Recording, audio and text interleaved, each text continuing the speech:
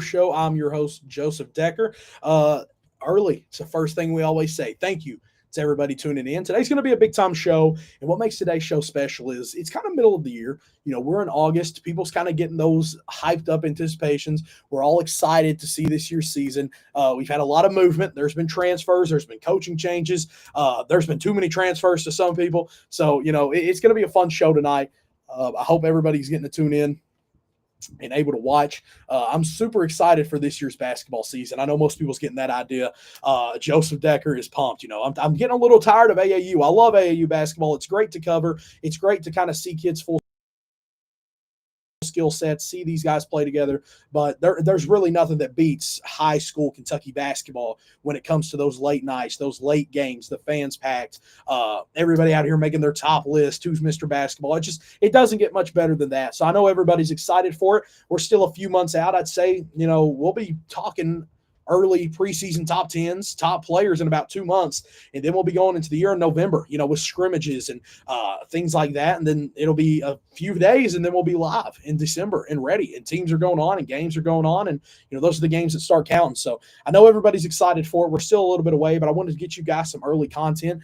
Today's show is special because we're going to be joined by two players from the state of Kentucky, Brax and Keathley and Anthony Blaackar, two Division I guards whose recruitment's really starting to ramp up recently. They're getting some new offers. They're getting national respect and attention, so I had to get those guys on. And then two of the best coaches in the state of Kentucky, and Jake Thelen of Covington Catholic and Coach Greg Willis of Ballard. Talk about two teams that a lot of people are excited to see. Coach Willis at Ballard has a young team, a team that a lot of people's excited to see how they click early, what makes them special, who's the key guys we need to watch these next few years. Maybe even this year. I got to see them play this summer, and I don't think they're a team that we're going to have to wait on. They might have some early growing pains, but just because they're a young team doesn't mean they're not going to be able to compete, show flashes, and win big games early. And then Coach Thelen has debatably one of the best teams in the state. There's some people in Northern Kentucky that are going to say Covington Catholic is an early season favorite to be not only the winners of the state championship, but to be a top 5, top 10 team. So, and I'm behind it. I think they're for sure going to be a top 10 to 15 team going into the year. You could definitely debate higher, but I'm really excited to see them. Athens McGillis, Donovan Bradshaw, Cash Harney, and newly Braden Myrick. So it's going to be a really fun team. The 9th region has had some movements. And now that I think about it, we got two 9th region guys in here, Coach Blaackar and then Coach Jake Thelen. Anthony Blaackar and Coach Thelen. So let's hope those guys don't get into it behind the scenes. But I really appreciate everybody joining up early. This has been our first show since our Trey Pearson show. Trey has been blowing up, man. And I really was glad we got to get Trey on here and talk a little bit. And then we got to hear from Coach Eddie Wagner of Indy Heat 16U, who went on to win the whole thing. So congrats to them. The AAU season rewarded a lot of people. It felt like it was hard to catch up to Nike this year, man. Nike was crazy, but man, we had so many good tournaments, so many good circuits, and it was just all around an amazing summer for these Kentucky athletes. They really got to blow their names up. They got to receive offers, and I think everybody's excited. But like I said, Anthony Blaackar, Greg Willis, Jake Thelen, and Braxton Keathley joined the show tonight. Everybody's excited for it, man. Everybody's excited for today's show. We haven't had a show in a little bit. So let's talk about our sponsors. Pelican Snowball, stay with us this week. That is Mr. Salem Lockhart of the 4th region out of Bowling Green, Kentucky. Pelican Snowball is a sweet treat based out of Bowling Green, but they have locations in Glasgow, Smiths Grove, closer areas to not everybody that might not be as close to Bowling Green that make it possible. We had Lincoln Lockhart on the show recently, son of Salem, and he said it's the best sweet treat in the 4th region. So they like to stand on that. It's great price. It's a good spot, good atmosphere. I'm a big fan of Pelican Snowball and what they have to offer. Circle S Auto Salvage is an auto salvage based out of Big Clifty, Kentucky.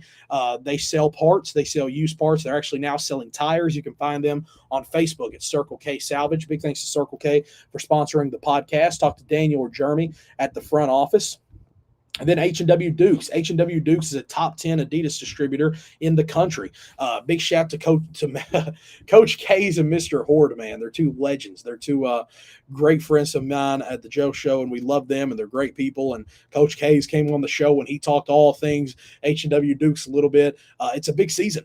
There's a lot of teams joining H&W Dukes, joining Adidas, and they're going to be promoting and putting out a lot of good work. And make sure you're working with them, man. They do the best work around here for sure. big shout out to H&W Dukes. And then Grable Funeral Home is Roy Grable, based out of Brownsville, Kentucky. Roy is a phenomenal person, man. He's a WKU super fan. He loves sports. And, when we talk about a moment like death and we talk about funerals, you want somebody there who can comfort you and can help you out in a big time at an affordable price and can be someone to kind of lean your shoulder on. So that's one thing that Roy Grable does a great job doing. He's a phenomenal person. And I really appreciate Grable Funeral Home for being our sponsor. They have been a sponsor since our first ever episode. They've been here from the start, man. So big thanks to Roy Grable. And then a new sponsor we've recently added is Major League Movers. That is Chaz Wilson, based out of the 4th and 3rd region, Cleveland, Kentucky. Hey, let's get you in that new home, man. Let's travel. Let's help you out. Let's move things for you. They got a great group of guys who are strong. They carry this stuff for you. They're at a very affordable price, and they're just the best people to talk to. Chaz is a great guy. He's a former athlete. He was a killer baseball player and basketball player. So contact Major League Movers for all your moving needs and definitely hit them up. Barron Family Farms is not listed today. Their logo is going to be put on the graphic. I actually had the graphic done before they added on. So big shout out to Brad Barron and Barron Family Farms for sponsoring the show. They have been a former sponsor in the past, and we're really glad to add them back. And then last but certainly not least is our behind the scenes and donors guy, Ronald Scott Lindsay, Luke Wilson, several other donors that'd like to stay unknown, and that's fine. But we appreciate all of them, man. If you'd like to sponsor, if you'd like to donate to the Joe Show, we'd love to have you. We'd love to add you on, and let's promote yourself and your business. Last but certainly not least, guys, we're 7 minutes into the show. You guys are probably done hearing me talk. You guys want to hear our first guests? But let's get into it, man. Let's welcome Anthony Blaackar onto the show. We're going to talk all things Lloyd Memorial basketball, how his recruitment looks, and how good are the Juggernauts going to be this season. Let's get him on here. Anthony, what's up, man? How you doing? I'm doing great. Anthony, we kind of got to get into this early, man. I don't want to beat around the bush. Your recruitment has really been hyping up, man. You hold 2 Division I offers now, Murray State and EKU. Kind of talk to me about those conversations with the coaches, Ant. Kind of tell me how they were. How did they seem? Do they believe in you? Kind of tell me about how those first few talks with college coaches were and getting those first 2 offers. It felt great, first of all, but the talk with them, it was kind of similar, the same thing. They see I could be a leader, I could be able to lead the team, and that's what a lot of coaches want to be able to see in a point guard. Anthony, you guys are coming off a big-time year. I think it was 26-7 is what I had on KSSAA for your guys' record. Made a deep run in region. You got to play aside one of your best friends in A.J. Walker, who's now at South Carolina, so there was a lot of talent a part of that team. Multiple other guys went on to play D3, D2, NAIA. So kind of tell me about how this team looks compared to last year. Obviously you guys lose a good amount of talent, but what's some things that you guys might be better at this year than you were last year we had a lot of talent. We were also all together. But we did lose a lot, but now we just have a lot more younger guys, but the younger guys work too. So I think that in the end, once, by the time tournament time gets here, we'll all be good. Talk about Coach Walker, man. There's a lot of coaches around the state that relate to their players, are hard workers, are great people. And, Coach Walker's kind of all of those in one. He's a great guy. He really promotes his players. And I think you can agree, getting his players to college, putting them in the best spot, that's something that he always puts first. Talk to me about your relationship with Coach Walker and how he's helped you, not just in your recruiting process, but growing as a player. He's helped me a lot more than, a lot of people know. I actually live with him. He promotes me a lot. We get in the gym as much as we possibly can. And, he's been through all of this already, so he knows what he's talking about. So you just got to listen. For sure. A big question for you, Ant, is, you're 2026, and we've seen a lot of kids in the 26 class, especially in the state of Kentucky, starting to commit, starting to decide where they're going to go, where they're going to play. And I'm not going to make you commit on here. We're not doing that. But kind of tell me some early things that stand out about colleges. What is something that Anthony Blaackar loves? Is it the location of where a school might be? Is it the coaching staff? Is it development? What are some things that you are looking for into your next level? The biggest thing for me is relationships. I'm a big relationship person. I want to have a close relationship with my coaches, a good bond. And also development's also a big thing. I want to be able to go to college and become a better player, not just stay the same all the way through. Yeah, for sure. And, you've been on some visits. You've been to some spots. You got to play in front of coaches. Like we said, EKU and Murray State have offered. Who are some other schools that's in conversation talking to you? I know Morehead State and Coach Maddox are one of those coaches. So kind of tell me about other coaches. Yeah, like you said, it's Morehead State, IU, Indy, Marshall, Wright State, Austin P, Purdue, Fort Wayne, and then a couple other schools as well. So, and coming up in your high school career, when everything started, I knew playing college basketball was a huge goal of yours, something that you really wanted to see. Have you kind of outperformed those goals you have set? Would you say that you've kind of made it a little farther than you have planned, or did you kind of know this was the goal and this was going to happen My all whole along? life has been basketball, so it's kind of been the goal from the beginning. I just want to be able to get to college and and continue to get to the next level and take basketball as far as I can. And the ninth region is always kind of up for grabs. There's always multiple teams who compete. There's always multiple teams who fight, play. It's always a loaded region. It's always fun region time. Who are some teams this year that you guys are kind of expecting to have kind of targets on their backs? Guys you want to beat, guys who's going to have great teams, some of the top other players in the region. Kind of tell me some of those names going into the ninth this year. Keathley, obviously, they're a big school, a big basketball school. And then like Holy Cross supposed to be pretty good this year as well. There's a lot of good teams, especially in Northern Kentucky, that's talented. And so it's going to be a fun year. I think everybody's excited for it.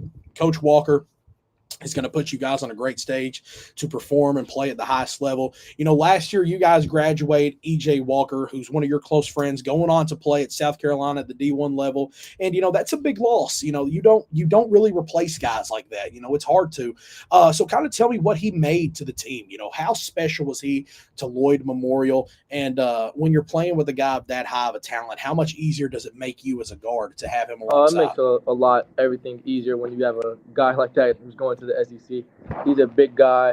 He does everything really. So he's also the glue guy of our team, which not people probably don't recognize, but he was the glue guy on our team, and he done a lot of stuff that people also don't see that he does, which is also just good.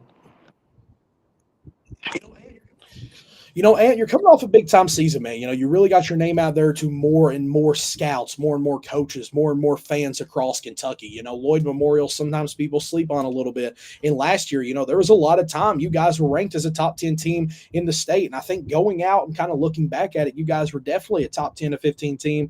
You guys performed well. You guys won some big games. You competed against some of the top teams in the state. So it was definitely a big time year for you guys. And I think everybody would kind of consider it a success. Obviously, you want to cut those ribbons down. You want to go to state. You want to do all that. But, there's only one team that can win state. If you only look at it as one person succeeds, that's a bad way to look at it. So I think Lloyd's coming off a really good season, man. And you definitely achieved a lot of goals you had set. But what are some goals you have set this season? What are some things that Ant wants to break? What are some stats you might want to keep up with? Maybe there's even team individual goals. Maybe there's things that don't involve basketball. What are some things that you kind of have your mindset on and you would like to accomplish this year, Ant? First, I want to be the leader of the team. I want to be that guy who leads the team. Off the court, I want to create bonds with every single one of my teammates, not just the first five guys or just the kids I grew up with. Everybody. And then third, for the team, I want to be able to win and get back to NKU, which a lot of people don't think we will, but I do. I truly think we will. You kind of mention a lot of people don't think we do. So, there's kind of some not necessarily high expectations for Lloyd Memorial this year, despite having talent like yourself. Some people might not believe you guys will make it back to region. So coming into this year, your guys are kind of already an underdog. You guys kind of don't have the hype you might have had last year. How have you handled that? Does that kind of just light a spark in you that makes you want to compete even harder and prove more wrong? How does that kind of feel? It's just another reason to play with a chip on my shoulder at that. People already count us out. The season hasn't even started yet. But if you look over the summer, we competed with a lot of good teams, and we won a lot of those games anyways. Yeah. So I just don't want people to count us out yet. I don't think there's a reason for it, and I think we're going to be as good as I do. And you've been around a lot of good talent during your years at Lloyd Memorial. You know what good basketball players are. And like we kind of said, you guys have lost a lot of that talent. So now you're going to kind of have to be the guy. You're going to have to be the star. You're going to have to be the leader. And being the point guard, you're really going to have to lead this young group. How have you kind of taken that responsibility of having to lead these younger guys so far through the summer? I just decided I've got to work that much harder now. It's all the way from EJ and everyone else is falling on my shoulders, and I got to be able to carry it. So, yeah. It's definitely going to be a big kind of pressure. There's definitely going to be some moments, man, where you're going to have to carry this team. But I'm very confident in it, and your recruitment's picking up for a reason. Colleges are kind of picking on you for a reason. They're kind of understanding the talent that is up there in Erlanger, Kentucky. So keep it up, Ant. I'm extremely proud of what you've done so far, man. I think it's going to be a big time next few months for you. I know there's going to be a lot of coaches coming in to see you. And then when season starts, you got to get the juggernauts back, man. You talk about going to EKU. So I'm excited to see how you guys play, how you guys perform, and how things go. I appreciate you coming on the show, and if you want to leave anything off to the juggernaut fans tuning in, I know there's a lot of them in here. So go ahead and say something. No, I just gotta say, it's a big season for us to look forward to, and we won't let y'all down. And I appreciate you coming on. Yes, sir. I'll see you soon, man. Of course. Anthony Blaackar of Lloyd Memorial joins the show to talk a little bit about his recruitment, things that's kind of heating up. He's having multiple D1 schools looking at him, other schools showing interest. Recently picked up his first 2 offers from EKU and Murray State. So excited for Lloyd Memorial this year. He kind of mentioned it, not a lot of teams expect him to make it to the next level, make it to region. And they got a lot of people to prove wrong. The roster's not as loaded as it had been in past years, so there's definitely going to be a bigger weight on his shoulders. But I'm excited to see how Anthony Blaackar and the guys kind of perform, and if they live up to those expectations. Are they going to burst on the scene? Are they going to improve? That'll be interesting to see. And kind of similar to what Anthony was talking about, a younger team, younger guys, younger pieces is kind of something that our next guest, Coach Greg Lewis, can probably relate to. Coach Greg Willis, can relate to. Having a younger team at Ballard might be his youngest team he's ever had. We're going to talk to him all about it. We're going to talk about Ballard Bruin basketball all next. Coach Greg Willis, welcome to the podcast, doing good, How man. are you, Thank Coach? you for having me on. I appreciate you having me, and I appreciate the coverage that you give to high school basketball. It's been big for our players, big for our coaches, big for our state. So thank you for the investment into it. Of course, Coach, we don't have a lot of people that do it. There's not many out there that cover this like this, kind of try to promote the whole state. So when I had the opportunity, when I seen it was there, something we had to jump on. But, Coach, your team has been a very, very fun team to cover, not just when you think down the long road what you guys could be, but even now. You guys have a lot of young talent, but you guys still have some older guys a part of the program. So kind of talk to me about this year's team. What makes up this roster? Who are some of the top players? And, just kind of give us a little roster breakdown early into the year. We're excited about the group we've got.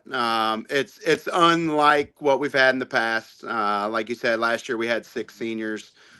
This year we'll probably have 3 seniors, and our junior class is fairly thin. We won't have more than a couple of juniors, and it'll be a bunch of young guys from that. Good news is that we've got Jaden Culver, a senior guard with some experience that can help provide some of that leadership.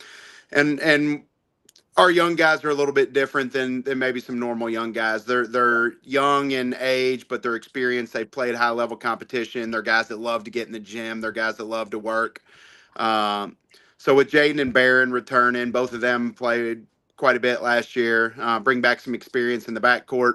And then it's going to be some youth in the front court, but guys that got some serious talent, and we're extremely excited about it. You mentioned that front court, some guys who's going to be stepping in at the 4 and the 5 spots. One of those names is Mason Grivna. And when you look at 2029s across the country, he's going to be at the top of every list. It could be made by ESPN. It could be made from guys in your backyard in Louisville. He has the national respect so far through his play, playing with Louisville Magic, competing at the highest level.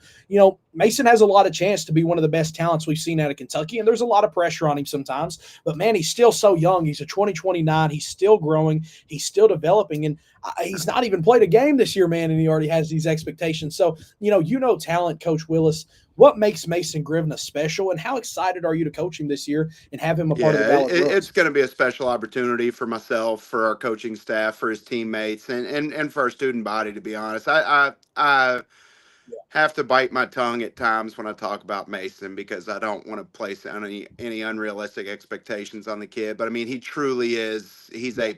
He's A+ all around. He's got – obviously great talent, great ability, great size. He comes from an amazing family. His mom and dad are great people who want to support him and support our program, and they want him pushed and challenged and coached. And Mason is the kind of the cliche term of a gym rat. That's him. It's unique in his mindset. I was actually having a conversation with his dad yesterday, and I was like, man, I don't want Mason to get burned out. I don't want him to get him tired of being in the gym because he's played so much Yeah. between middle school and then all his AAU stuff and summer ball with us. And he's in the gym every day. And his dad looked at me and said, if Mason misses the day in the gym, he feels like somebody else is passing him up.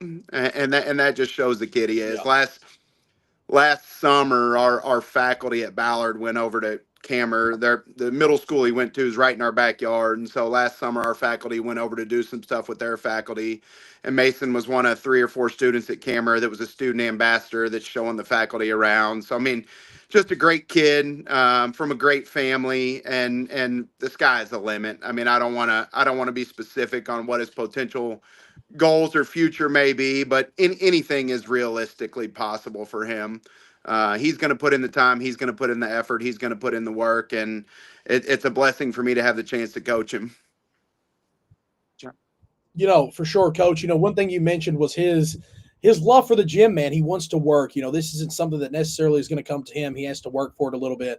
And you don't get that in a lot of players, especially top talent. As much as I hate to say it, sometimes the guys who have a lot of God-given abilities have it all early. They don't want to work as hard, man. So to see a guy like Mason who's got the things God has given him and he's worked for to still want to continue to get better and live in the gym, how much easier does that make it to you as a coach to see these younger guys want to live in the gym, want to work hard and continue to grow? How much easier does that make it on you? Absolutely. I mean, you hear coaches at the college level, professional level, talk all the time about player-led teams. And when you've got guys like Mason and Barron and Jaden and some of our other guys and the work ethic they have, those are kids that other players on the team are going to follow. And so having somebody like Mason makes everything easier. But then when you throw that work ethic on top, it's going to make everybody else on the team better. And he's willing to be coached and he's willing to be told the truth. And we know that that's maybe not true for all the kids these days that are playing high school basketball. And so when other players see the recruitment that he's getting and see the production he's getting, but see how he goes about his business, it's going to have a real impact on our program. Coach, it can definitely be difficult, at times maybe as a coach, maybe adjusting your style, maybe adjusting how hard you are on the guys, maybe can't yell as much, can't scream as much, have to understand, okay, these guys are younger. You lose this big, large group of seniors who maybe you were able to relate to more. Maybe they were kind of not a team that had to be yelled at as much. They kind of got the idea. They ran things more fluid. They were older. They were more experienced. Now this summer, you've coached a team of young guys who maybe trying to fill in, understand who they are as players. How have you kind of had to adjust your coaching and how you coach to these younger guys? Last year we had 6 seniors, and I had known them for a long time. I had known them since they grew up in our camp and grew up in middle schoolers, and so had kind of a unique relationship with some of them. They were great kids. And this year it is going to be quite a bit different. We played some good competition this summer, and hey bud, I'm talking right now.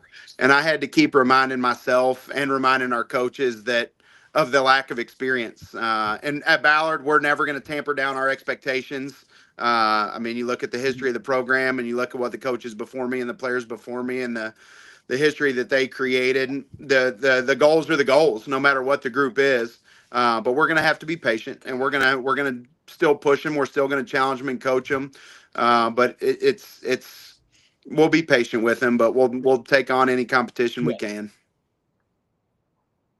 Coach, so you kind of mentioned, this isn't going to be an easy year. You're still going in with the tough schedule. I think when you have a prestigious program with the respect that Ballard does, there's really no time to have maybe a septon off year, maybe have a year where you're not playing the top competition. So, kind of tell us about your schedule a little bit. Is there any games that you guys kind of have already marked down, ready? I know most teams are kind of finished with their schedule. I assume you guys are there, if not close. Tell us about some of your big games this year, teams you guys are playing. I mean, we're never really one to circle a team on the calendar by any means, but Coach Renner, I coached with Coach, played for him for 4 years and coached with him for 16 years. And he was willing to play anybody at any time, any place. And so we've tried to adopt some of that. We'll play the Billy Hicks Classic early, and that's always great competition. Obviously, having Malachi the last couple of years. Hey, bud, can you get down, please? Yeah. Come on, thank you. So we'll hit the Billy Hicks Classic, and that'll be. Can tell you I don't know every team that's going to be in it, but it'll be stout competition. Then we've got. I mean, when you're in the 7th region, you're up for shoot, probably 4 or 5 of the top 20 teams. They may not be ranked there, but I'd put 4 or 5 or 6 of the teams in the seventh region in the top 20, 25 in the state year in and year out. So we're excited about it. It'll be a challenging schedule. It'll be good experience for us.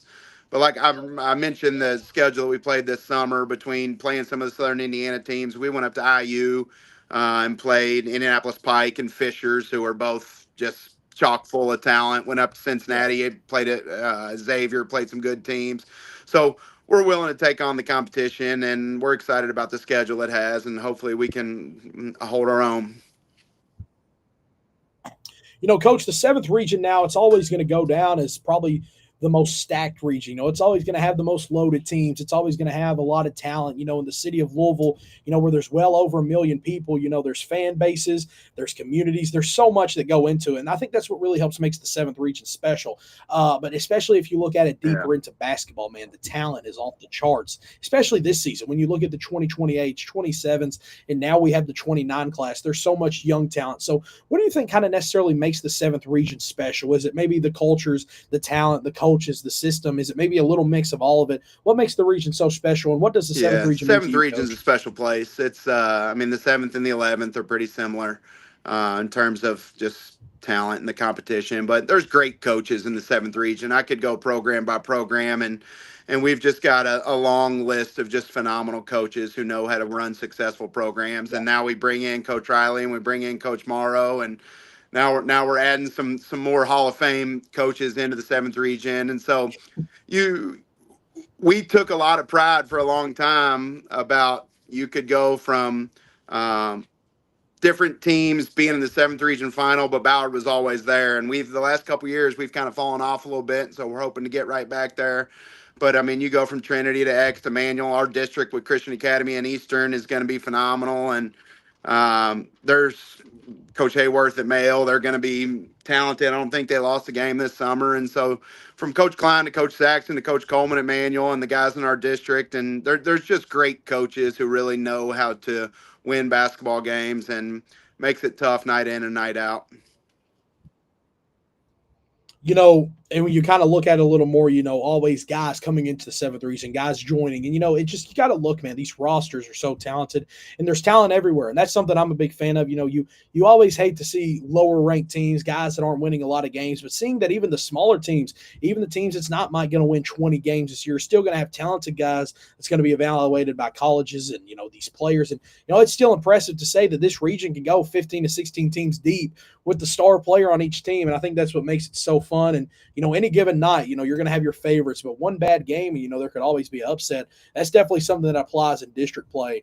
And, that's going to be a lot of fun to see this year. You mentioned your guys' district with Cal. I think a lot of people's excited to see how these off season goes, but we kind of got to get through the season first. Coach Willis, you're going into your fourth year at Ballard. You've won 60 games so far. You've had a very successful tenure so far, but, there's always a lot of pressure when you're coaching at a place like Ballard that has so much success. How has your first 3 or 4 years been at Ballard, and how would you say they've been so far? Are you proud of the success you all have had? And how do you kind of wear that on your chest knowing you coach Ballard? It's got to be an accomplishment to you, and it's got to be something you're very absolutely. proud of. Right? I grew up and going to Ballard's basketball camp and went to Cameron Middle School in the backyard and was watching them, and got to play for Coach Renner for 4 years, and finished playing in high school and went to UK. And my first semester of my junior year, Coach Renner called me because he knew I wanted to get into coaching and offered me an opportunity to come join his staff.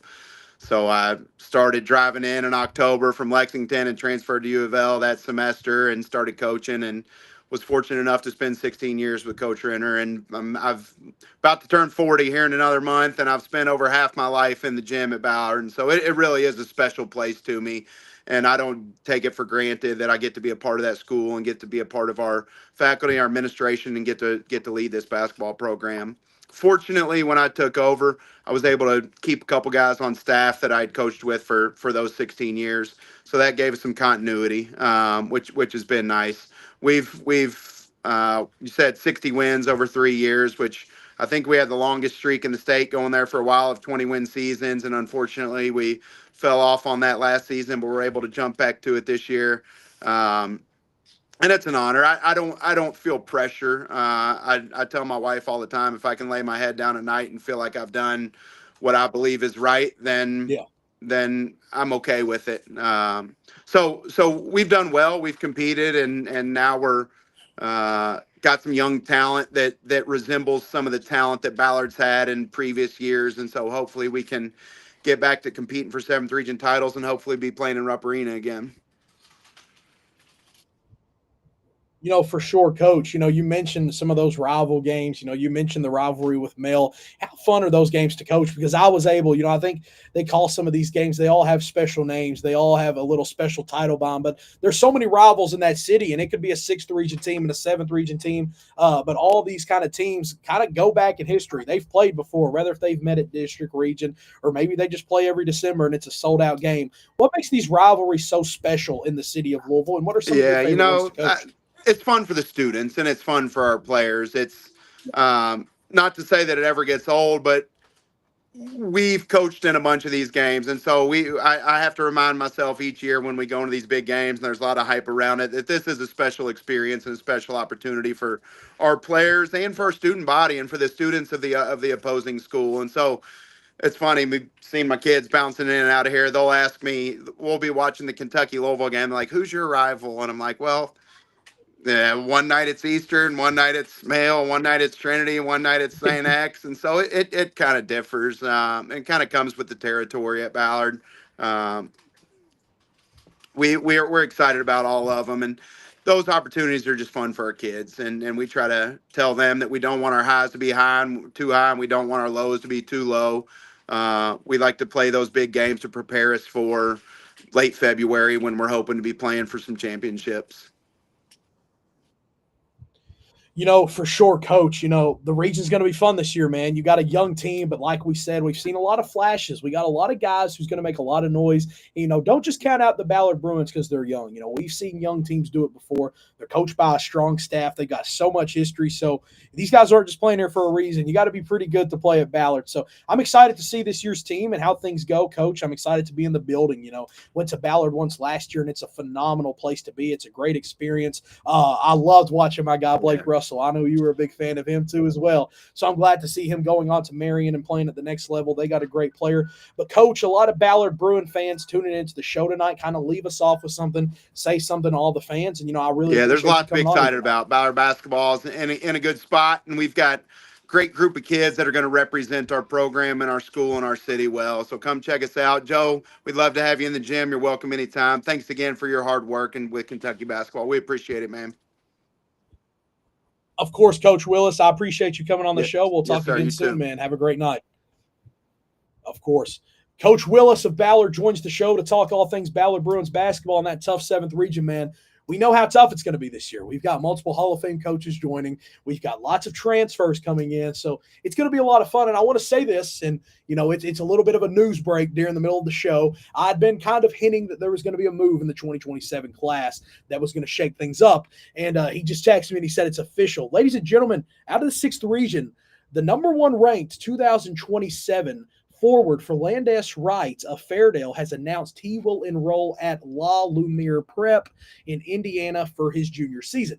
That's a very talented basketball player there, folks, that we lose out of the state of Kentucky to go prep. For Landis Wright, coming off an 18-13 year, had a very big summer playing with Indy Heat at the biggest stage at Nike YBL, performed in front of a lot of the Wright scouts and coaches. So it's going to be fun to see Fernandez playing at that next level. We definitely know that prep level, it's really going to strong in him, and it's really going to make him work and hard talent every day. So that's going to be a fun spot to see him at. Really proud of Fernandez. He's put on for the state of Kentucky a long time now, despite his young age. So excited for Fernandez, excited to see him play at that next level. And Kentucky basketball just shook up even more, So very proud of Fernandez for making that decision. And best of luck to him at La Lume in Indiana. They're getting an especially great talent. And another very special talent out of the 2027 class who's joining our show tonight is Braxton Keathley.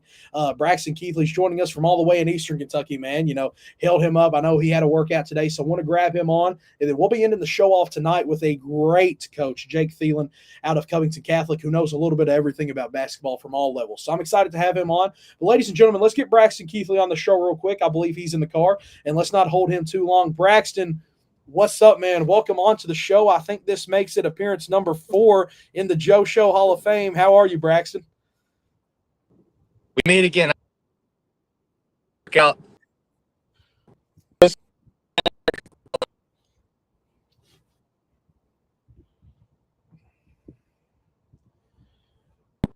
Braxton, I appreciate you, man, coming on. I know he's in the car over there in the mountains of Eastern Kentucky, so hopefully we can keep you on a little bit. Hopefully we don't lose you to signal too bad. If so, I'll keep adding you back in so we make it work. But Braxton, can you hear me on your end?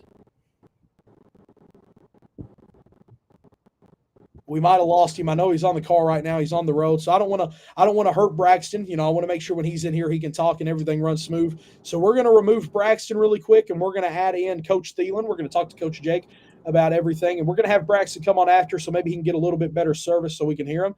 But big thanks to Braxton. He's going to come on tonight. If he isn't able to make it, we'll definitely work.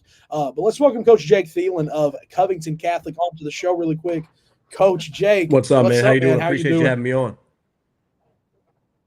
Of course, I'm doing great. Coach, we just had another coach, Coach Greg Willis, of Ballard hop on the show. So I always love to get coaches on here, man. I love interviewing the players, but, interviewing the coaches, man, they're wise beyond their years. They always share a little bit extra information. It's always fun. Coach, Covington Catholic, man, coming off a big-time season. And, I mentioned it earlier on the intro of the show. When you talk about top teams coming into this year at the KHSAA, one of those first names mentioned is going to be Covington Catholic. You guys return a lot of talent, and it's not just talent. There's a lot of talented players. So it's going to be a fun year, Coach. Kind of run me down and break me down the roster, some of your all's top guys, and maybe some new faces that we'll see this year that might shock some no fans, doubt. I think here at Cuff Cath, we have a lot of really good players, which makes them fun to coach, and always makes us coaches a lot better when you have really good players. So I'm very fortunate to have the guys that we have. Obviously, Athens McGillis and Cash Harney are the two names that everybody knows. Athens had a great AAU season. Cash Harney plays both basketball and football. He had a great June. So we have those two. We have Donovan Bradshaw, who started for us last year. People forget about him, but he averaged 15 and 7 for us last year and did a really good job. We have Tegan Stava, who started for us last year as well. So we returned 4 starters. Then we had Braden Myrick from Mason County, who moved from Maysville to Cincinnati. So it ended up working out really well. So we have a great group of guys. We have some young kids, Dylan Courtney, who will be a sophomore, Cash Myers, who will be a sophomore, Carson Bodie, who will be a junior. And then we have Dylan Geyser as well, who was our 6th man last year, who plays football as well, who will be a senior. So we returned pretty much 7 of our top 8 guys. So we're really excited for this year. Coach, I got to show him love, man. The kid is a monster. Yeah. Athens McGillis, man, he's a great, phenomenal player, man. And you've coached at the college level, so you know how good this kid is. You've probably seen a lot of guards that's similar to him before, but Athens is such a good true point guard. And you say true point guard because it feels nowadays I agree. There's not as many, man. There's not as many. We got a lot of more combo guards, a lot of scoring first guards. So it's always good to see a guy who knows how to play basketball the right way. I always say we need a Steve Nash in Kentucky, and I think we have exactly him up there right. near Covington. So I love Athens and the way he plays. His recruitment has started to spark up. Yep. D2s and D1s really getting involved, throwing offers. But, Coach, what makes him so special? What is it that really stands out about his game, and how comfortable and how relaxed does it help you be as a coach having a floor general like him on your team? I say this first of all, he loves the game, which is always helpful. He loves to play. He's always in the gym. We as a coaching staff are always working him out. He does a really good job of being in the gym and doing what it takes. I tell this to coaches all the time. I told this to coaches last night I was on the phone with. Offensively, he's probably the most skilled player I've coached at any level. And that includes some of the guys I've coached that are now in the NBA. Not saying he's an NBA player, but in terms of his passing, his shooting, his ability to create, off the bounce, his handle, and just his IQ offensively. I mean, he's an unbelievably special player. Coach, and we could talk about Athens all day, but that his impact on the game, it's truly hard to find one around the state who's as good. And one thing for me was, okay, this summer let's evaluate Athens. How has he grown as a defender and athlete? And he checked both the boxes. Those things he's recruiting on. So he's a hard worker, man. He's really improving, and he's actually a very great person too.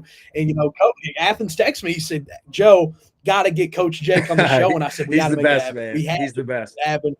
Yeah, so that was one of the main reasons I hit you up. But there's a lot of talent up there, and you mentioned a guy like Donovan Bradshaw who doesn't get enough attention and love, and then Cash Harney to some people. A lot of people still don't know that name. And then Braden Myrick coming down the road from Mason County. He's a very good talent that I've already had coaches talk to me about. So there's so much talent on this roster, Coach, and we've seen it at the highest level. You mentioned NBA. Sometimes all that talent doesn't work out. So it's a weird question, but when you have so many good guys around your program and so many good players, there's only one basketball. How have you been able to get all the guys to buy in and make these relationships work and team success with all the talent I think that's why June's so important here in Kentucky.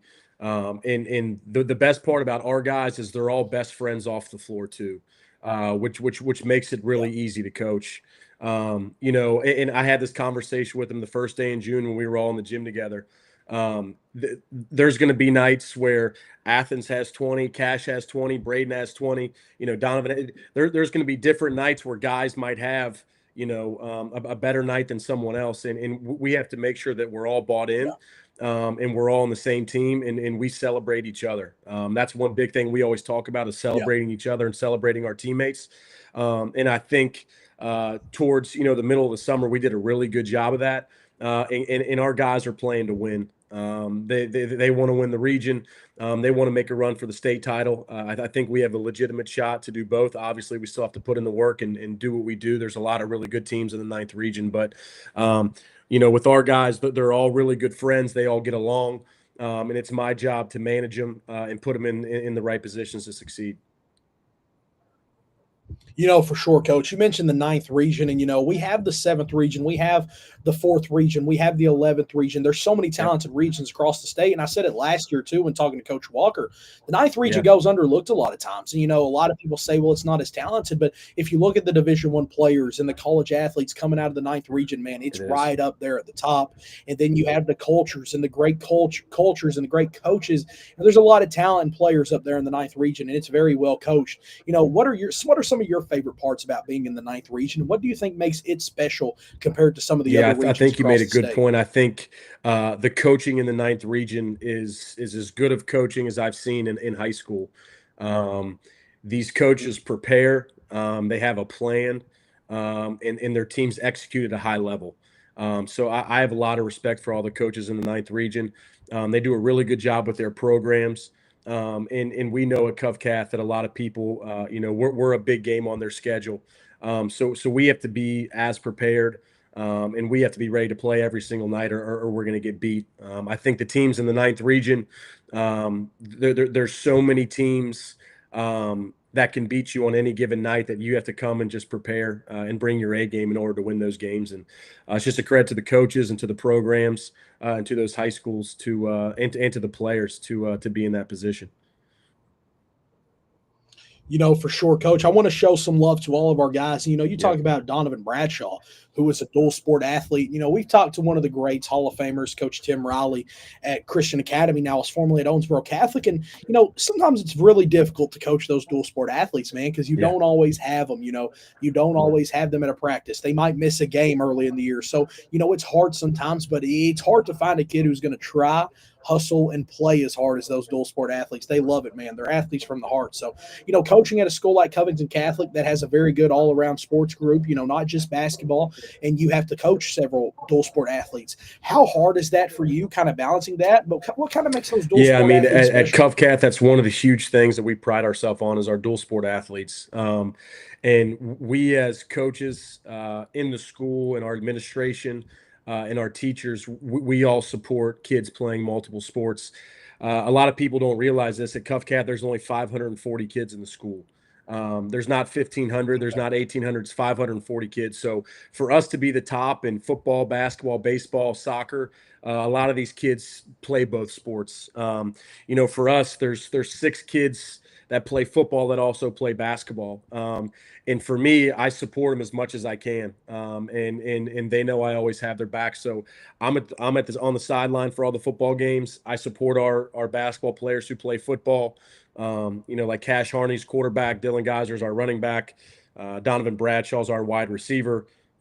Cash Myers plays safety and plays linebacker. So for me, I think it's important that they see me support them outside of just basketball, because I care about these kids more than just as a basketball or football player. I care about them as people, and I just try to surround myself with really good people because that's what it's all about.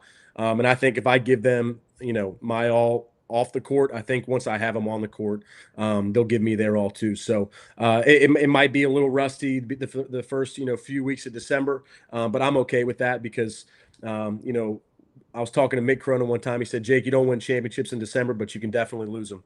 Those first few weeks might be a little rocky, but once we get our kids in the groove, I'm very confident where this team can go.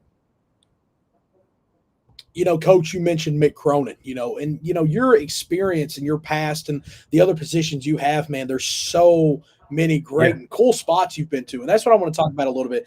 Former assistant coach at Indiana, Cincinnati, Georgia, professional career over in Denmark, played at Bellarmine,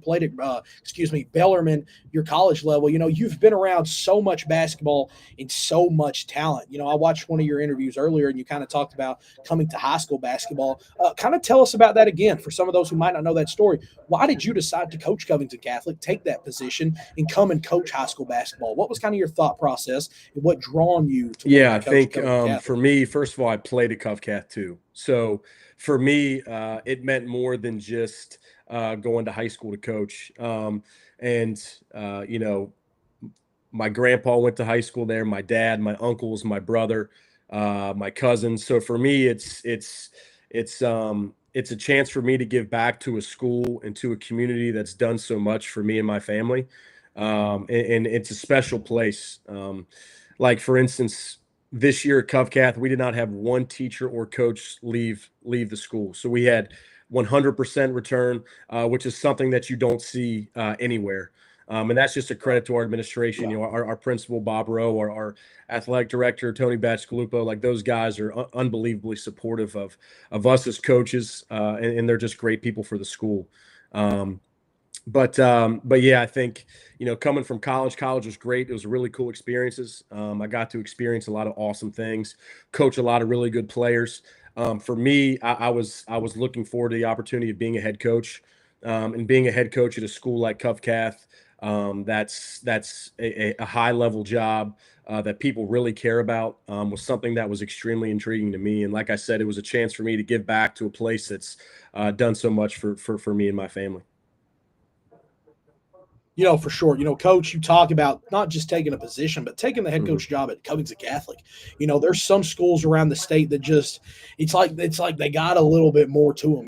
They have a little more respect. They have a great history around them. So it's not just like taking the average position. And I'm not saying all positions don't have a meaning, because they do. You're impacting so many kids, but it's just some of them, man, they feel so special to be a part of, Coach, especially with Covington Catholic's history and your family and your history. I know it's definitely, a big achievement for yourself. Going into this season, we talked about it earlier. You're a firm believer you guys have what it takes to make a deep run, play at the state level, and possibly win a state championship. With seeing how talented Kentucky basketball is now, that means a lot, with how much talent we have. So, why do you think your team is special, and why do you think they match up with some of the other top teams like a St. X, a Louisville Male, Madison Central, Bryan Station? Why do you think your team matches up to those guys? And, what were some things during the summer you saw that was kind of like, okay, we can definitely. I think first of all, we have a lot of experienced players on our roster. I went through it the other day. I think we have 7 kids on our roster that have scored at least 20 points in a varsity game. So for us, having those kids back, the confidence that I have in them and the confidence they have in me is something that's huge. And a big word we always use throughout Covcath is brotherhood. And I think our guys being as close-knit as they are, and being as as competitive as they are, I think that's what makes us special. Now, last year I think we played, according to the Massey ratings, like the second hardest schedule in the state. We'll play anybody anywhere. This year we're playing Trinity, Louisville, St. X, Great Crossing, Madison Central, Moeller, Centerville, Cincinnati St. X, King of the Bluegrass, Florida tournament. So for us, like the only way for us to get to where we want to go is to play the best competition in the state of Kentucky. And I think our guys, we're going to put in the work. We're going to do what it takes. But I'm very confident in my guys that, I want to see us continue to work to try to get to that level. Like it's not going to be easy. The ninth region's very good. And we got to take care of business there first before we talk about, winning the state championship. So we haven't won a region since 22 or a state title since 2018. So our guys know that, and they're willing to put in the work to get to that level.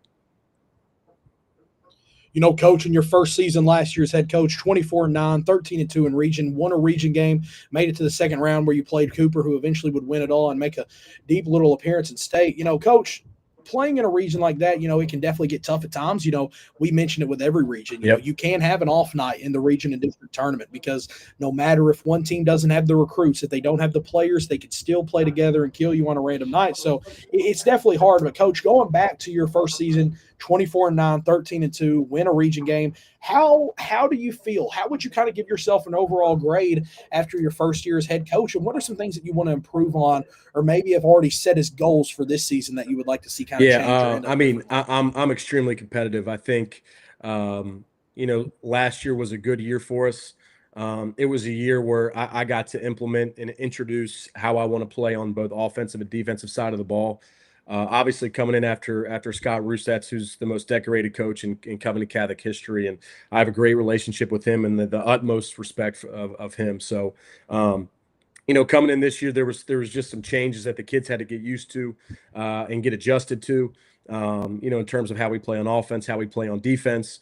And I think, we really started to play really good basketball towards, in February last year. And I think it even bled into this year. We were in the gym 2 weeks after the season ended. We're in the weight room 3 times a week and in the gym 6 times a week.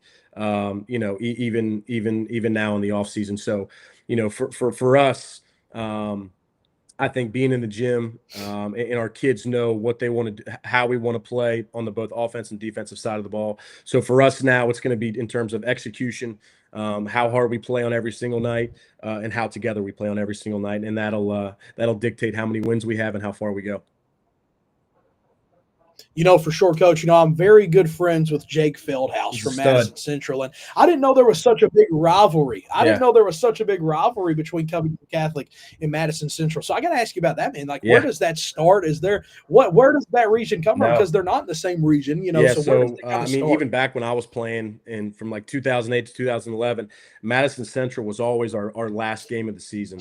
And that stayed true all through, this year. And Jake Feldhouse and Coach Feldhouse, first of all, he's an unbelievable player.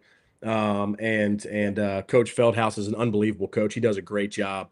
Last year was a big battle for us. We played them at our place last year. We didn't have Cash Harney. Cash Harney had hurt his shoulder when we were playing Moeller the game before. So we didn't have Cash Harney. They had a great game plan. We ended up winning by, I think, 5 or 6, but it was an electric crowd. Our fans are awesome. The gym's packed every single night. The rivalry between us and them, I think it's 2 really good teams, 2 teams that compete and play really hard, and 2 teams that love to win and hate losing. So we'll go play them very last game of the season this year. And even though it's not a district or a regional seeding game, it's a game that competitors love because it's 2 really good teams, 2 really good coaches and really good players going at it. So it's really fun. And I think it's similar to a Kentucky-Louisville rivalry because, obviously this year it's early, but, you play that game in late December at the college level right before conference play. And that's kind of one of those games that kind of give you momentum, give you a feel. So I feel that's similar for you all, both playing in tough regions, going into those district and regions. Winning that game can completely give you, some extra, little bit of more enthusiasm in the locker room. Guys feel good. So, that's something good to see. Coach, when you ask people around the state who has the best student section, I've realized to see that, Covington Catholic is a commonly brought up name. If you say there's only 540 students at Covington Catholic, I'm pretty sure every single one of them go to the games. It looks like, especially on pictures. So, some people don't want to say it matters. Some people wants to underrate it, but man, having a packed out crowd and having a support group like that makes it so much easier on the players and coaches. How much, talk about that fan support and the fan base you all have at Covington Catholic. Yeah, I mean, our students are unbelievable. And that just goes back to what I said earlier, the brotherhood we talk about. kids who aren't even playing basketball are still there to support their classmates and their teammates, which is something that's awesome to see. So our student section's unbelievable. And then, our fan base, it's like a whole community here at Cuff Cath. So it's not just, obviously we have people who are fans at Cuff Cath, but it's an entire community. And it's really cool to see. I mean, you go out in public anywhere, people love Cuff Cath. They love football. They love basketball. They love the school in general. So for us, it's an entire thing in the community. And that's our big thing, is bringing the community together. And I think when they come watch us, they appreciate how hard we play. And I think that's why they keep coming back and they love Cuff Cath basketball. Coach, when I made the post today that you were going to be on the show, the first person I liked was Coach Davenport at Bellarmine. So, you've been around a lot of great coaches. You've been around a lot of great athletes, but you also played for a legend in Coach Davenport. So you've always been around someone who, you can go to for advice, maybe ask for, how can I do this? How can you help me during this? So with you being a college basketball coach at one point, now at the high school level, who are some of those coaches that you have went to at times and maybe asked for advice, asked for their opinion on something, when times might get tough or you need maybe a little bit of an idea going into a big game? Who are some people that you go to and maybe have used advice for? Obviously Coach Davenport, who's been a big key in my life. Even after I left Bellarmine, when I went back as an assistant, once I left there to go to Georgia, me and him kept in contact, weekly. He's been a huge inspiration in my life. I played for him. My little brother played for him. So what he's done for me and my family in terms of our education and our playing career is unbelievable. So love him to death. I'd do anything for him. He's an even better person than he is coach, which is saying something. So obviously him. I talked to Wes Miller a bunch. Me and Wes are really close. We talk a lot of offensive and defensive strategy. When I was working for Coach Green, obviously, he was a guy I talked with as well. But I think between Wes, Coach Green and Coach Davenport, those are probably the three guys that I talk to the most in terms of, ideas, bouncing stuff, back and forth on offense or defense, and just having good dialogue with those three. Coach, that's a really good big three, man. That's a talented big three, but a lot of guys with a lot of wisdom. Coach, course, man, thanks for coming on tonight, man. I really appreciate you. Sorry if I held you longer than you wanted to. But going into year two, you've got a talented roster. There's definitely some stakes kind of built up for your guys' team. I'm excited to see you guys play. Kind of tell me some of your goals going into year two, and kind of leave us off something to say to the Covington Catholic fans. I think, going into year two, you're going to see a lot of, our big thing is how hard do we play? Because some nights you're not going to make all your shots. You might miss a couple defensive rotations, but none of that matters if you don't play hard. So playing hard for me is just a non-negotiable. So, you'll see us play hard. You'll see us compete. And I promise you, come December, we'll be ready to go. So, Cuff Cath community, it's an unbelievable place. Great fan support, great people.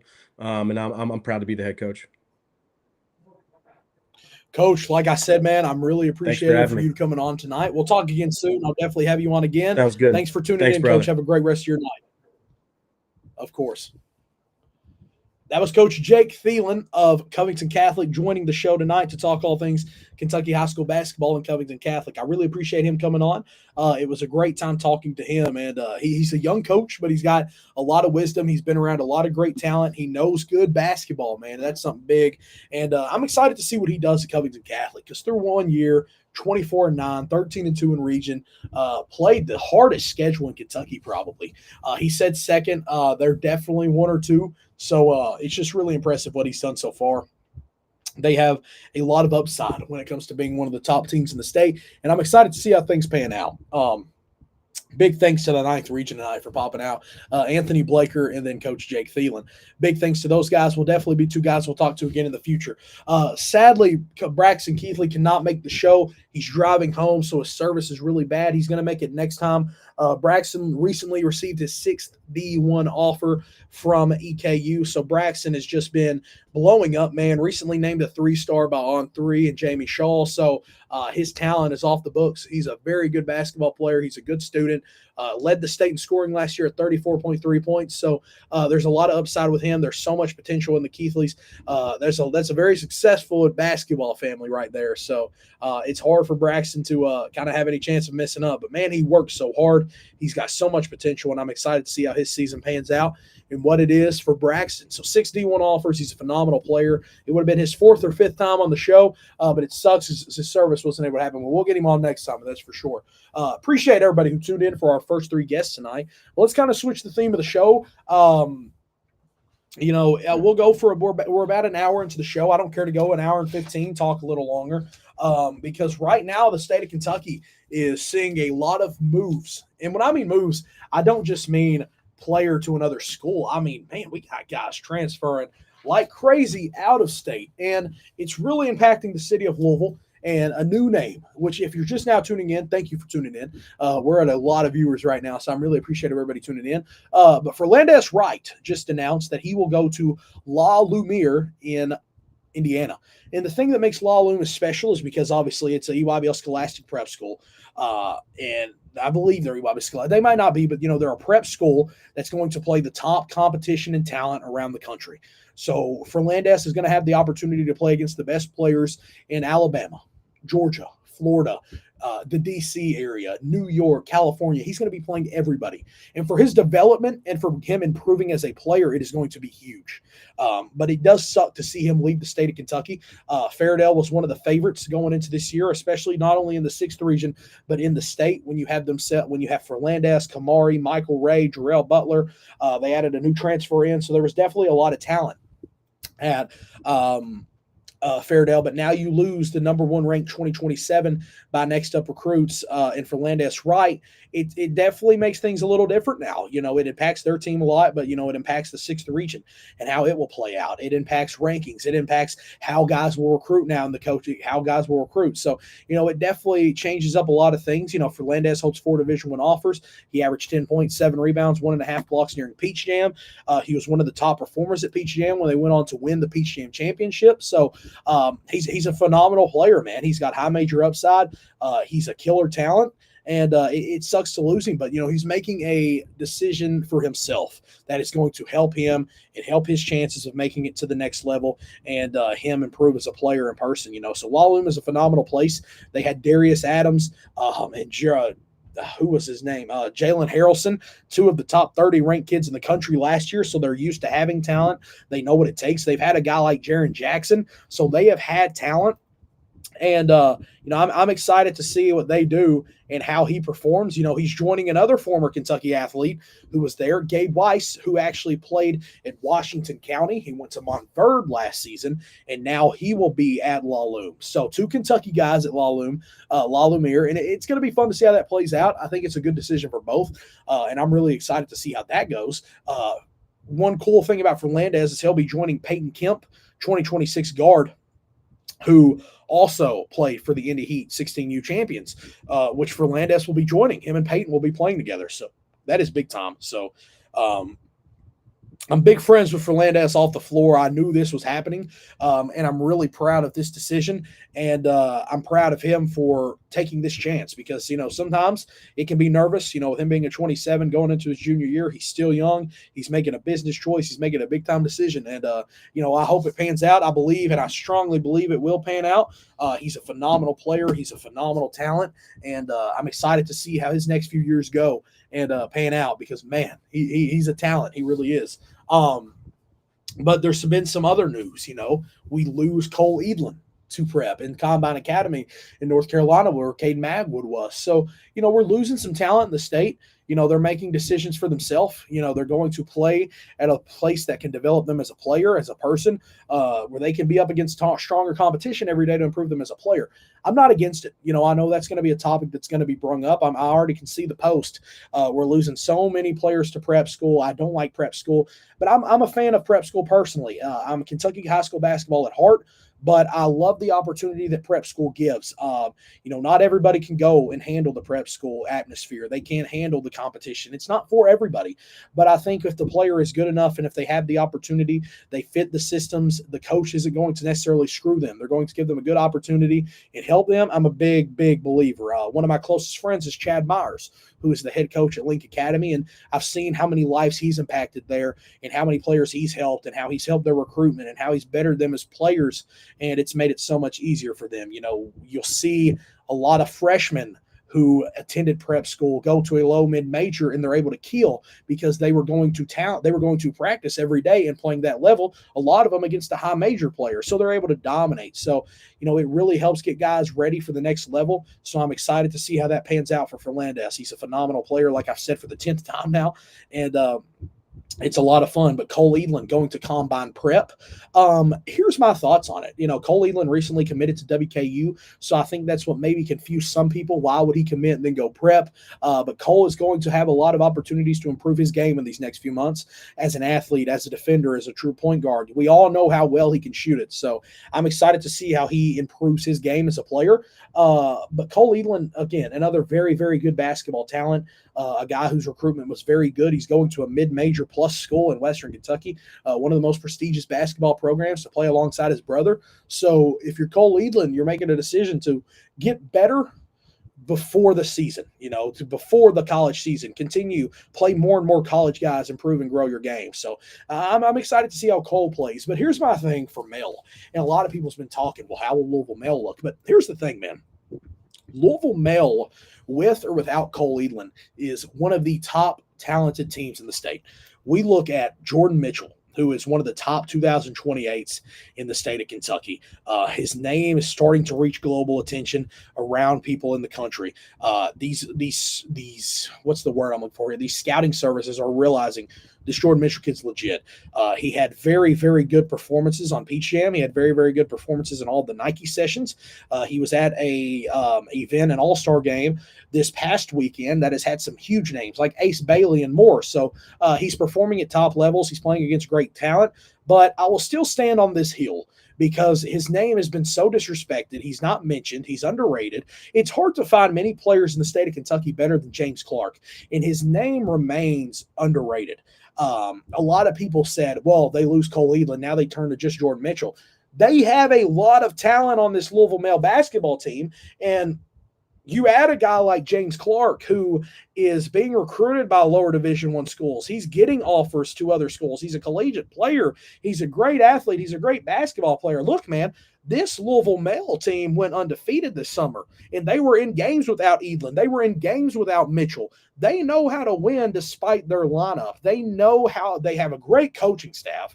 Coach Hayworth is a phenomenal basketball coach, and they have a lot of talent. They're going to be younger. Because when you look at their team from afar this summer, their starting lineup included Jordan Mitchell, Cole Edlin, Jaden Johnson, James Clark, Trey Hillerich. They're going to be younger. Jaden Johnson he's a 2029. He's going to be a freshman playing up. That's fine. The kid is a stud. The kid is 6'3" to 6'4 already. He can play the post. He's improving his outside game. He's a very good basketball player. And then you pair him alongside two of the top guards, regardless of class in the state, with Jordan and James. You have Trey Hillerich, which don't get me started on how good Trey Hillerich is, man. This kid is a freaking beast. Trey Hillerich is a great basketball player. Jackson Strite off the bench, who I'm a huge fan of. Nick Curry-Hill, Cornelius. Man, there is so much talent across this male team. And I think a lot of people's not understanding just how good this team can be. It sucks to lose a guy like Cole Edlin, and I want to see how they're able to kind of fill his absence because it's going to be tough. Cole did a lot of stuff that's not necessarily easy to replace.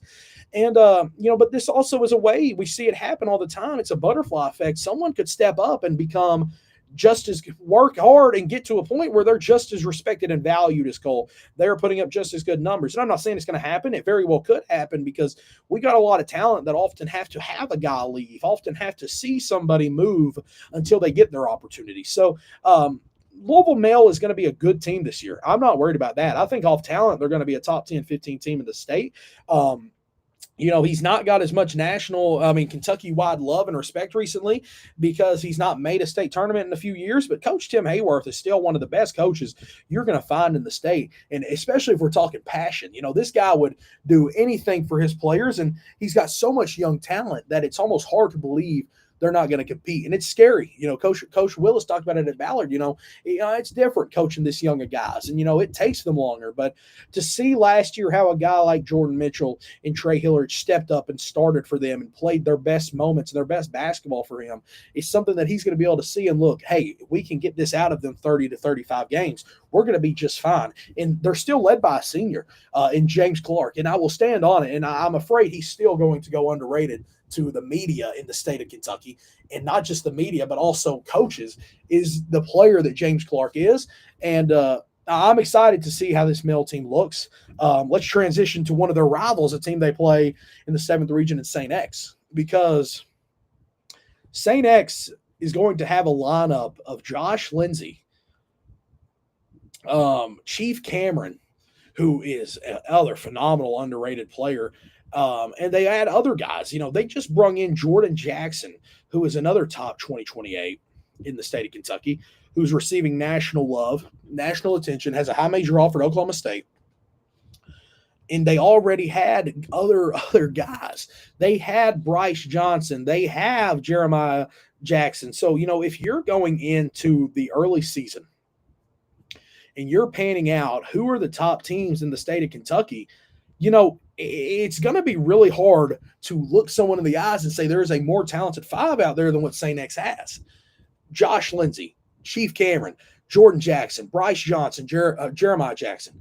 Jordan Jackson makes this team completely unique because he is a electric forward who can play the 5 at Kentucky in Kentucky high school talent and just kill. He's a freak athlete who is 6'7", 6'8", who strides down the floor like a deer, and like Trey Hillard. These guys move through the floor so crazy. Jordan's one of those guys that will take a gather step from the free throw line and dunk from one step in front of the free throw line. He's a crazy talent athlete. He's such a good shot blocker. So, going into this season, you're going to hear a lot of talk all about the 7th region because of how talented it is. Because when you look at this 2028 class that's coming up, and, everybody wants to evaluate these guys early. And here's the thing. They still have 2 years of high school left. They have 3. They have to play this season. This 2028 class has a chance to be one of the best classes, if not the best, because it has insane potential, folks, that's ever came through Kentucky. You're looking at a guy like Josh Lindsay, Auburn, Boogie Cook, Indiana, Trey Hillerich, ETSU, Jordan Mitchell. The offers are about to start coming in for him. Jordan Jackson, Oklahoma State, Andrew Terry, EKU, Austin Sears, 3 D1 offers, Barron Clay, an electric shooter who plays well with the ball, performs at a high level at Adidas. He's going to be receiving D1 treatment and offer.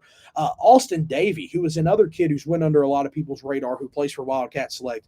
Brady Orem, Everett Stewart, Ryder Atkins, who we'll talk about Ryder again here in a minute. Grayson Burton, Tyson Duke. Here's what I'm trying to say. And a guy named Joakim Siakam, related to Pascal Siakam, who recently received an offer to James Madison, who's not even in some rankings top 30, top 25. So it's crazy to sit back and look at just how talented this class is. Cooper Stone, Bryce Vernon, Corey Cunningham, who is a 6'8" big at North Laurel. And let's just say that again, 6'8" big. His teammate's Reese Davidson, the number 1 ranked 26 in the state. If Coach Valentine knows how to coach big guys, and he has another one coming up, and he's got a lot of talent down there in Laurel County. So, and I'm stressing this because I know people's going to go back to earlier to what I was going to say, and they're going to say, well, Joe's pushing for prep school. He thinks prep school is better than Kentucky. He thinks these guys want to stay in Kentucky. I believe in this Kentucky talent more than anybody. I stand on that. I want to promote and push this Kentucky talent more than anybody is. And that's what I use the podcast for. That's what I do with Next Up. That's why I use almost every minute of my day talking to a high school coach, a player, putting them on to a college coach, because Kentucky for years now has always not just been underrated, but disrespected and undervalued. It's been under-recruited. It's not been appreciated.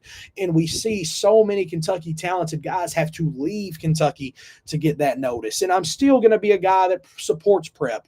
I still think it's the move a lot of times. I still think it's a great opportunity. But these coaches are finally starting to realize how good of talent is in Kentucky. And we're looking at things like the 2025 class producing 20 to 25 Division I guys. That's something that can become more often and frequent in Kentucky because there's so much talent. I'm a firm believer that this 2028 group will produce 15 to 20 Division I guys, with 3 to 4 being high major, which is unheard of in Kentucky. Last year, we sent 2 high major, with Malachi Moreno and EJ Walker. Year before that, you send Travis Perry and Trent Noah. So it's not a common occurrence to see Kentucky produce a bunch of Division I athletes. A lot of times they have to go kill at a lower school and work up. Some of them never sniffed Division I. Luckily, we have people who so developed now at a young age who are performing at a camp in West Virginia that might get attention, or going to Crossroads and getting attention. Now they come back to Kentucky and these coaches are like, yeah, we have to start showing this place a lot of respect, because here's the thing, and I brag on them a lot, because, in Kentucky, there's still some coaches that are still kind of trying to get adjusted. There's still some coaches that don't want to say, well, I know he's 6'8", but I don't want him with guard skills. I want him playing the big. But luckily, we have some coaches that are willing to let these big guys expand their game, get wings, forward skills. Because here's the thing. What if Boogie Cook, love Boogie to death, he's 6'6", 6'7" at Christian Academy. He's a wing. What if he stopped growing today and Tim Riley only allowed him to play the center? He would be killed at the next level. He would have to work on so many things in a short period of time at the college level that all these guys would already be leaps and bounds ahead of him. But luckily, we have coaches like Tim Riley that's like, I know he's this big, but we're not going to make him play block. We're not going to make him play center. I'm not going to ruin his development. I'm going to allow him to get guard skills. I'm going to allow him to play the wing, take jump shots, play like a Jason Tatum. You don't have to be this big and be put on a block.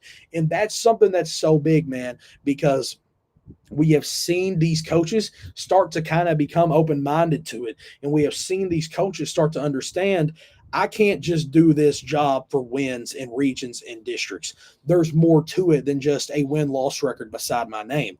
I have to get these kids recruited. I have to get these guys to the next level, but I also have to develop these guys. Player development is so important, man, because all of these guys are fighting to play at the next level, and only so many can do it, man. The percent of kids that go D1 is even lower now because of the transfer portal and the way JUCO is being used in D2, and it's hard. But to see me sit here and say, yeah, and it's harder to go D1 now to high school than it's ever been, and we send 20 kids, is a statement to show just how talented this state is. There is still states above us. There's still Florida, and there's New York, and there's Missouri, and there's Georgia, and there's Bama, and there's still schools in Texas, and there's still states ahead of us.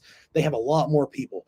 But we are still producing an insane amount of Division I athletes and Division I talents that deserve to be coached right. They deserve to be played the right way, and they deserve to have opportunities. Because just because they play in what is Kentucky, which is considered a country state that doesn't produce a lot of talent, man, it's time to wake up and realize how good this state is for talent. A lot of people want to write off and discredit the 2026 class and say it's not as good. And there's a lot of talent in that 2026 class. And sure, they might send 9 or 10 guys Division I. We've already seen 4 guys commit. We've already seen Reese, Cole, Jacob Spurlock, Feldhouse. You knock out Cole, so you've already seen 3 guys commit. DeMarcus, Moss, Amari, Jeremiah, these guys are going to end up Division I for sure. That's just 7 to 8 names.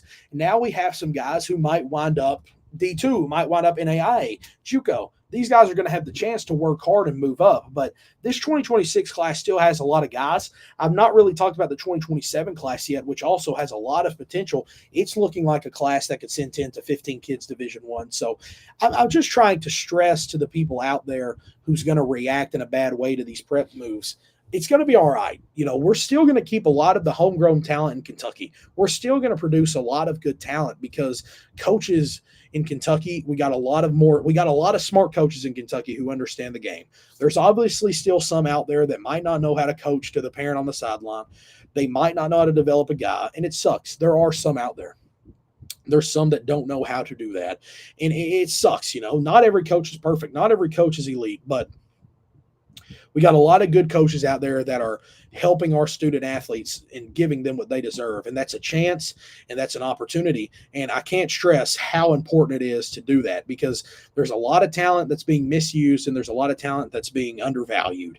And now you're starting to see guys now get used the right way and play at the next level, And, I talked to a guy earlier about this and I was like, it's crazy how Max Green, who was 6'7", kind of had to learn how to play the forward at high school, kind of had to guard the bigger guy because he was 6'7", and now he's at Holy Cross and he's a freaking guard. He's a 2 guard and a point guard, and now he's going to Northwestern to play guard at a high major level, and he's going to get paid.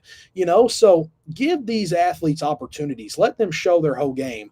Don't limit a kid's game just because you want to win another game during the regular season. We heard Coach Thelen say it today. They will play the toughest teams in the state, and he doesn't care if they win 10 to 15 games because those games are going to strengthen his team to when it comes region time, when it comes district time, they're going to perform at their highest level. So, I'm such a big believer and I'm such a firm guy on match these top teams up. Let's have these top teams playing against each other when it matters. Let's have them playing during the season. And, we see a lot of people putting together these events that happen mid-year. I know Coach Q and Griffin Elite are doing one called the Kentucky Mr. Basketball Classic, and Court 14 and Next Up Recruits will do one that has a lot of talent. These things are big because these guys are getting to match up against guys at their level. And, in Kentucky, there's still weaker spots. There's still weaker counties. There's still cities that don't have a lot of talent. So sometimes a D1 player, a top guy, is still going to have a night where he can beat up and dominate. But let's give him a reality check. Let's match these 2 top guys up where it strengthens them up. It has to make them improve. It has to make them play better. And that's a big thing. So, I went on a little rant there, but what I was just trying to say is that we're in a good spot in Kentucky. We got a lot of talent, man. We've got a lot of good players. We have an exceptional 2028 class coming up, and this 2029 class looks like it's going to be really good. Big shout out to Trey Mack out of the 2029 class, receiving a Division I offer to San Jose State. Big shout out to Mason Grivna in the 2029 class, receiving an offer to Ohio. A lot of these guys are getting offered early, and these coaches are taking a chance on them early because they believe in their development. They believe they're going to improve. They see the potential, and that's big time, man, and I love it. And there's been some news recently. Speak on, Coach Richard Gatewood resigning as head coach of Caverna. He will not be coaching Caverna this year. And, they are looking to hire their new coach. I've talked to some people. There's a chance that he's already hired. I hopefully have an opportunity to speak to him soon. So there's been some shakeup at Caverna, obviously Coach Gatewood. And here's the thing, I'll talk for Coach Richard Gatewood because there's been a lot of comments on social media. He wanted to coach Caverna, man. He wanted to have this job. He wanted to get back into the high school league, and he wanted to coach this great group of talent that he had at Horse Cave with Gavin Lightning, Davier White, Crane, Martin Twins, Cortavian Maxey, Jason Graves. There's a lot of talent there, man, but, he has to prioritize his family first before anything. So when you're going into these conversations and you're saying things on social media and you're talking about someone else, let's try to be respectful and let's try to understand, we got to prioritize family before anything. And that's a decision that Coach Gatewood is making. And, Caverna still has a lot of talent, and there's still a lot of guys there that can make impacts. There's still a lot of talent down there. And, the 5th region is going to be good again this year. I'm hearing that there is more movement out of Greene County. I'm hearing things are happening down there. And, Coach Jordan Gilbert is getting Nelson County on the move. And Cam Hogan out of Central Hardin just got his first offer, and he's a phenomenal player. And, there's a lot of movement happening, and it's weird because it feels like the transfer portal has truly made its way to high school, and it has. And there's a lot of people that don't like it. There's a lot of people that don't like it, but there's a lot of people that love it. And, at the end of the day, it's like anything. You're never going to find a happy medium. Nobody's ever going to be satisfied. So we'll see how it ends up playing out. These guys still have to go before court. These guys still have to they still have to meet KHSAA. They still have to go through things. It's not just I'm transferring and they go. They still have to go through things. So let's not just act like anybody can get up on the road and go where they want to. It's a harder process than that. But at the end of the day, when we talked about the talent earlier and we talked about giving these kids what's best, we also have to get the kids in the best environment and do what's best for the kids. We don't want to see them being misused, mistreated, possibly in a bad situation that's hurting them. And sometimes, man, it's still a real life situation. Families have to move. Families have to go to different spots. There's different jobs. So people's going to move. And sometimes it happens to the biggest name kids. It happens to the lower ranked kids. It happens everywhere. So let's not be too crazy. Let's not say too many crazy things. Let's not disrespect these athletes more importantly, man, especially if you're hiding behind a Twitter account, especially if you're a lot older than these kids. Let's not disrespect these kids, man, and let's give them a safe, positive environment. These guys are going to make it very far, especially with the fan base they have around them and the people supporting them. So let's support these young athletes. I mentioned Ryder Atkins out of GRC now, was at Corbin, going to George Rogers Clark now, officially enrolled. Ryder Atkins is a phenomenal basketball player, man. He's 6'3". He's a 2028. He's got a big body. He's physical. He's an athlete. He's a lefty. And he's honestly one of the more underrated players in the state of Kentucky because, like I said, playing out there in Eastern Kentucky where there's not as much coverage, there's not as much love, him averaging 18, 5, and 5 went under a lot of people's radar. And even him killing it the 3SSB circuit with Tennessee Impact is kind of not getting the attention that it kind of deserves. And, I'm able to cover Ryder and to give him attention and kind of promote him to the social media. And that's been a great decision because he's a really good basketball player. I think a lot of people at GRC is going to see just how good this kid is. He pairs up beside Malachi Ashford, Montez Gay, Amari Bartleson, a lot of talent up there in Clark County. And the 10th region just got a lot more competitive because we know that the 10th region has a team named Montgomery County that made a deep run last year at the state tournament. They have Tice Jarvis, Andrew Terry, Kyle Mahorn. They lose a few pieces, obviously, in Caden Reed, who it's going to be hard to find a guy who impacted a team more than Caden Reed did last year. So there's a lot of talent up there in the 10th region, man. It's going to be another competitive region. A lot of people's already saying it's going to come down to GRC and Montgomery County, and, those are definitely the most two talented teams, but we know how things go in district and region time. It's never what we expect. It's never what is promised, to the media and what the people say. It always finds a way to end a little differently. Campbell County is still going to be good. Nichols County, Bourbon County, Paris is supposed to be a lot better. So I'm excited to see how things go there. They're right beside the 11th region. That's going to be crazy this year. And let's just enjoy these next few weeks, man, and see how things happen. A lot of the last few transfers and player movements and coaching decisions are going to be made public. We're going to see a lot of them come out. So whenever we get into those practices in September, October, and November, we're going to see things kind of wind down and these teams be fully announced and every team have a coach. And it's going to be easy. We're not going to have to worry about all this, man. And, some of the people that hate the portal, they hate people moving around, they'll be happy. But, these next few weeks will likely be where you'll see those decisions and all these people finally figure out where they're going to be and all these coaches settle down and decide where they're going to coach this year. And, let's just say prayers for those coaches and those players who's had to make these moves and had to make these big decisions and have to relocate and have to kind of change where they're going. Let's be there for them. Not everybody is just leaving their school to go play for the most stacked team. There's other situations that happen. So, that's it for me today, man. I went on a little bit of a rant, giving my opinion. A lot of people use me as a voice for Kentucky high school basketball and to state and to talk and represent these players and these coaches. So sometimes I have to rant a little bit. Sometimes I have to give my voice and opinion on things because a lot of these guys being younger people and not being adults, they don't want to go out and give statements or say things or explain themselves. So sometimes I want to step in and help these guys out because it sucks seeing some of these kids be bashed on social media and their parents be talked badly of and kind of just laid on the floor to rot whenever, there's a lot more to it, So it's going to be a very good year for high school basketball. I think we're all excited. It sucks because we're just in August, and I don't want to wish our life away. I don't want to say, man, I wish we were in November right now, because we still have Kentucky high school football. We still have volleyball. We still have these other sports that have to play through, and we respect those athletes. But us Kentucky high school basketball fans, man, we're pumped. we're excited. We're ready for the season. We're ready for these athletes to put on those new jerseys. We're ready for these new coaches to take over the sideline, and we're ready to see how it plays out. We had a really good year last year where we had a lot of talent, and we seen Great Crossing just kind of destroy through the state and go on to the state level and win. But we also seen teams like Bowling Green come out of nowhere and make these deep tournament runs, and we've seen these teams get upset in region and district, and we were like, wow, anything can happen. And that's just what makes Kentucky high school basketball so great. Once again, let's enjoy these next few months. The off season can be a good thing sometimes, and I'm really excited. I'm going to get us another podcast out next week. We'll be live again. We'll see who we'll be joined by.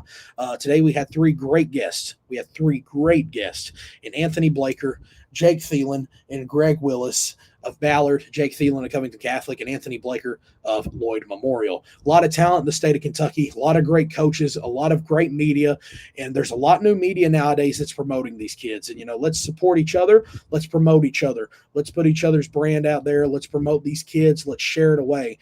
We're all in this together, man. We're all one species. We're all the same. We're all trying to make it higher. We're all trying to perform better. We're all trying to be at a greater spot. We're all trying to succeed in life, man. So let's promote everybody. Don't have rivals. Don't hate certain people. Let's promote each other, man. We all want to be winners, so let's do it together. Tonight was a great episode. I enjoy everybody that tuned in. This was a very loaded episode when we talked about talent and then the amount of people that tuned in. So I really appreciate you guys a lot. I mean it. Make sure to follow our socials, Joseph Decker 23 on Twitter. I'm Joseph Decker and Joe Show on IG, on Instagram, YouTube. It is the Joe Show, your sports source. And on Facebook, it is Joseph Decker. Make sure to follow Next Up Recruits on all social medias. Next Up Recruits camp is just around the corner, September 13th. It is going to have over 150 to 180 kids at this camp playing in front of 25 plus college coaches, man. We have done our best to put as many college coaches out there as possible. And I'm hoping we can do it. Here is the QR code. Here's a little information. If you want more information, go to Next Up Recruits on Twitter and read about it. We have an alumni list with over 1,200 college basketball players and 10 plus guys who's in the NBA and playing professionally. So make sure you go over there and check that out. You're going to be playing in front of national media, college coaches, and the top scouts around Kentucky. So come make a name for yourself. Come compete against the top talent in Kentucky. And I would love to have you there. I'll be there in attendance. We'll have a lot of great people there, and it'll be a great opportunity for us all to get better, for these kids to connect, see each other, compete against each other. And, it can be a life-changing opportunity. One offer can completely change a kid's life. You never know how these college situations can go. And I appreciate everybody for tuning into tonight's show. I am Joseph Decker, your host of the Joe Show, and we'll see you again next week. I appreciate everybody tuning in. Have a great rest of